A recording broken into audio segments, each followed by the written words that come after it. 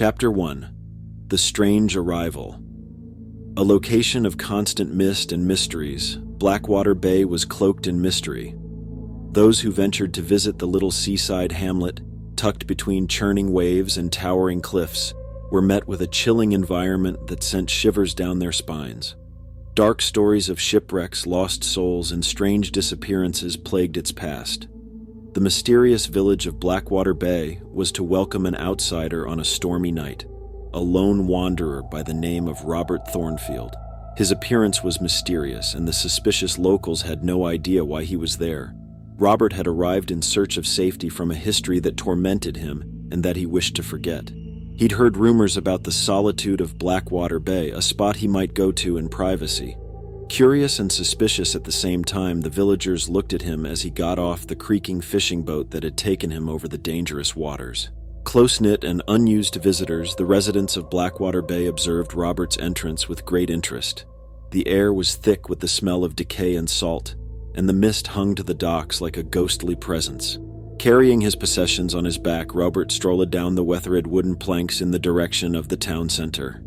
It was hard for him to see the layout of the town's buildings and streets because of the fog. Rumors of a lost estate, an immense building perched atop the cliffs overlooking the town and restless sea, had drew him to Blackwater Bay. The mansion had been deserted for many years, and the neighborhood gossiped about its sinister past.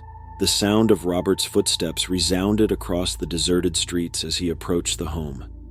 Its windows were dark and menacing, and it stood there like a ghostly sentinel. He couldn't get rid of the sensation that someone was watching him and that eyes were following him everywhere he went. The walk leading to the mansion was choked with brambles and thorns, and the entryway was covered with ivy. Robert shoved through the weeds, intent on hiding behind the crumbling walls of the mansion. The air within the home got silent and frigid as he crossed the threshold. The weak light coming through the broken windows swirled with the dust, creating unsettling shadows on the walls. There was something heavy about the home, like its past was pressing down on him. Though Robert was aware that he had come to Blackwater Bay to leave his past behind, he couldn't help but get the feeling that as he looked about the deserted home, the dark secrets of the community would eventually entangle themselves with his own. Robert Thornfield's enigmatic arrival at Blackwater Bay and his tour of the deserted home perched above the cliffs marked the end of Chapter 1. The dark history of the town was alluded to by the mansion's suffocating atmosphere, and it appeared as though Robert's background and the town's nefarious secrets were meant to meet in a spine-tingling mystery and suspense drama. Chapter 2. Remnants of the Past. Robert Thornfield entered the deserted estate overlooking Blackwater Bay and started to unearth the ghosts of the town's dark history. The house appeared to be holding its breath, eager to divulge its secrets, while the rooms, shrouded in darkness and dust, appeared to be suspended in time. The corridor opened up in front of him, hung with fading pictures of serious-looking people whose eyes appeared to be following him everywhere. There was something eerie about their expressions, like they were attempting to communicate with us from beyond the afterlife. Robert explored the mansion's interior and came upon a study with dusty books and leather-bound volumes arranged on its shelves. He discovered a notebook among them, its pages crammed with centuries' worth of handwritten notes. The name Jeremiah Blackwood, which had reverberated through the town's spooky stories, was included in the notebook. The founders of Blackwater Bay, the Blackwood family, were led by Jeremiah, whose writings detailed the sordid past of the settlement. The Blackwood family was cursed, according to the diary, and this curse had caused tragedy and sorrow throughout the community. The story included sacrifices and rites, as well as an agreement with a powerful, old enemy that had sealed the town's doom to the sea. As Robert read the sentences, his pulses beat and he couldn't shake the feeling that he hadn't arrived in Blackwater Bay by mistake. A power that drew him to the village was beyond his comprehension, and it appeared to be connected to the curse that had followed the Blackwood family for many years. Robert discovered as he read on about a secret room beneath the estate that is said to have the key to lifting the curse. A vague description of the chamber's location made Robert realize He had to locate it in order to discover the dark secrets of the town. The house itself appeared to defy him, its corridors rearranging and bending as though to conceal its mysteries. Nevertheless, Robert's resolve remained firm, and he set out on a perilous expedition into the mansion's basement in search of the secret room that contained the key to his own salvation. He couldn't shake the sensation that the town and the mansion were inextricably connected, their fates entwined by a malevolent power that had lain in the shadows for generations as he made his way deeper inside the estate. The revelation of Jeremiah Blackwood's notebook, which detailed the family's tragic past and the town's dark past to Robert Thornfield, marked the end of Chapter 2. The diary made reference to a secret room located beneath the estate that had the key to removing the curse.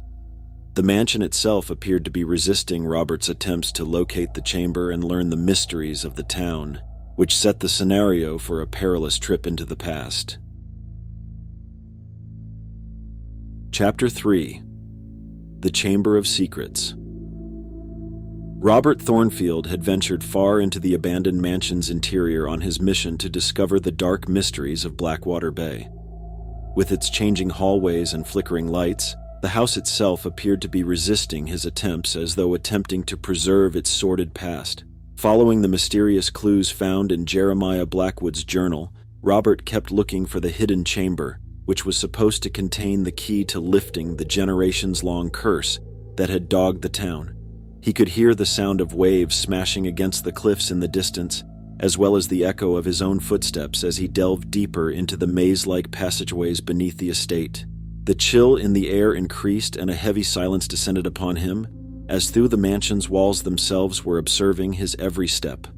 Robert eventually found a secret passageway that led to the room mentioned in the notebook after hours of searching.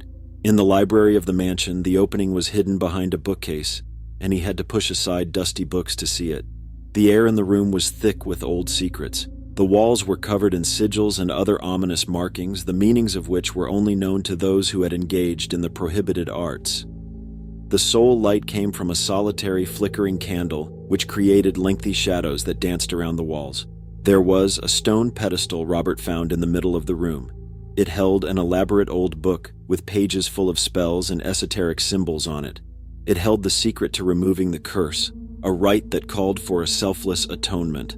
Robert discovered after reading the literature that Blackwater Bay was cursed because of a deal struck with a wicked force that required sacrifice in order to gain power. The village and its residents were trapped in a never-ending cycle of sorrow and hopelessness because of the curse. Robert started the ceremony, determined to remove the curse and release Blackwater Bay from its evil grasp. It required a selfless act of atonement, a desire to forgive past transgressions and free the community from its troubled past. An unearthly force appeared to fill the chamber as he chanted the spell. The earth under him shook, and shadows writhed on the walls. As though opposing the lifting of the centuries-old curse that had chained it, the mansion itself appeared to be in protest. Robert concluded the ceremony with a loud recitation of the last stanza of the incantation. The room was flooded with dazzling light, and the mansion's foundations trembled. The generations-long curse that had dogged Blackwater Bay started to lift. Robert Thornfield's discovery of the secret room beneath the mansion and the old book that contained the key to lifting the curse marked the end of Chapter 3. The whole mansion appeared to be resisting him as he started the ceremony, a selfless act of atonement.